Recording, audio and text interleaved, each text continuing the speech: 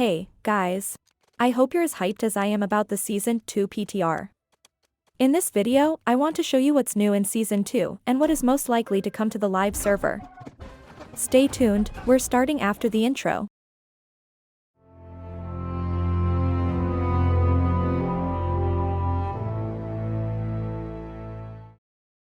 The first thing you will mentioning after logging in is the new visuals of the user interface. The devs created a more blue-colored, Azoth-themed user interface background. You will see some new animations for like box openings or simple glowing effects for the Choose an Interface tab. Also, you will mention the welcome message after logging into your character, which is saying that the first light capital has fallen to angry Earth enemies and is now retracted of the game for this season. The reason for this is that the devs mentioned a total revamped zone in Season 3, and I think now it's clear that they mean the First Light zone. If one of the houses you're owning is in First Light or your storage there is fully loaded, no worries, if everything works fine you will be compensated through various different things. In case of the house you will get all your money back and the housing items will transport into one of your storages.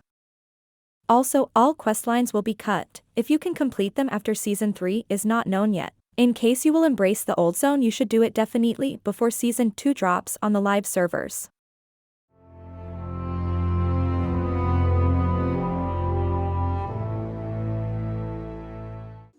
With Season 2 hitting the live servers we will get a new season reward track and a season pass for this season.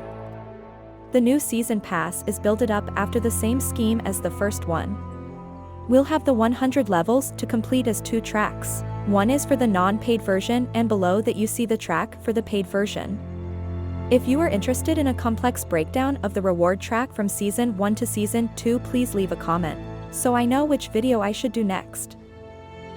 One thing that is new in the reward track system are the tokens for the transmog system. You can earn them at the beginning of Season 2 through the reward track, but you don't get to use them until the devs drops the patch between Season 2 and 3.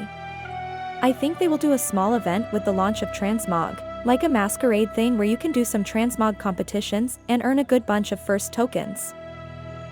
Also, the devs added some more activities to the bingo card system. I'll run the complete showcase of the reward track in a speeded up version so you can stop at every reward if you want. If not, please use the timestamps to jump onto the next topic.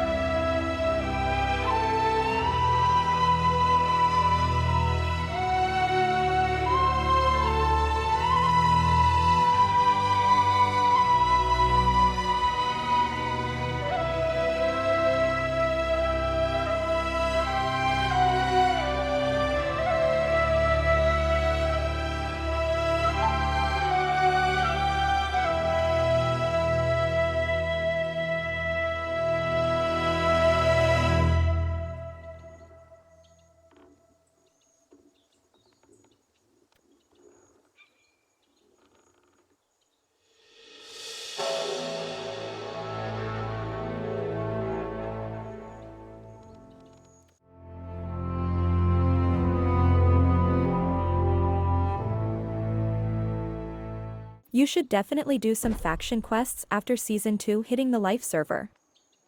At your faction vendor you can buy some new very important stuff for endgame and midgame.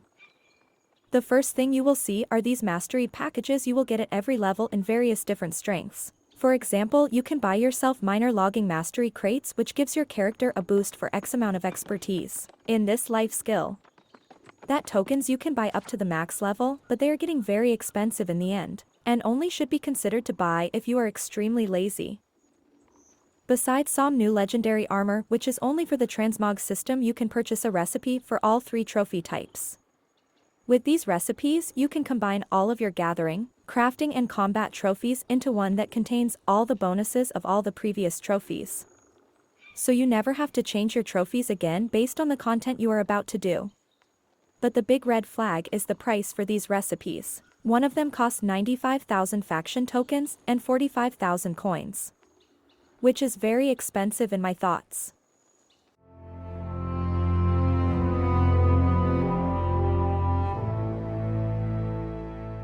Another very impactful change is that the developers give us players the possibility to change our gear sets on the fly.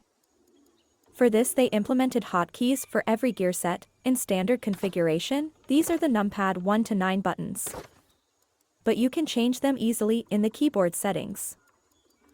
The next thing that comes with the gear sets is that the attributes you set in the time you have a gear set selected will be saved with them.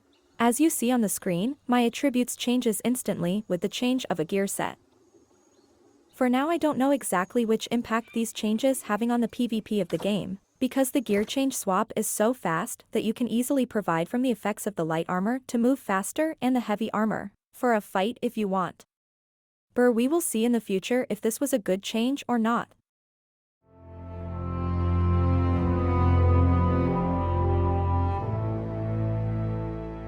As the Season 2 patch hits live servers, you will be able to open raid groups with up to 20 people. Which is in my opinion a change that should happen a long time ago.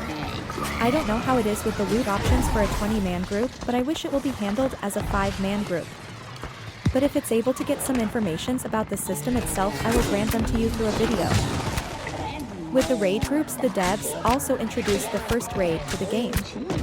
It's a 10-man trial in Brimstone Sand where you simply have to survive 2 or 3 waves of enemies until the boss appears for you. In my opinion, it is a very easy boss fight if you manage to see the tactics sometimes.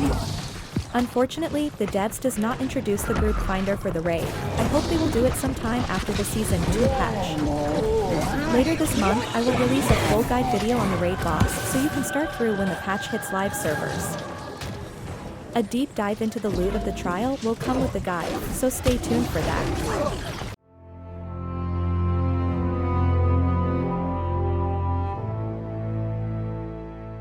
Another nice quality of life feature is the better search option in the inventory and storage system. Through this system you will be able to filter after the name of the item or for example a perk which is on the item. For the perk for example you simply have to put the term you will search between to hard cornered bracket which you will find on your keyboard, under the number 8 and 9. Something that is good is that the search term must not written out to find the item or the perk. For example, I only have to write keen to find items with the perk keenly jagged.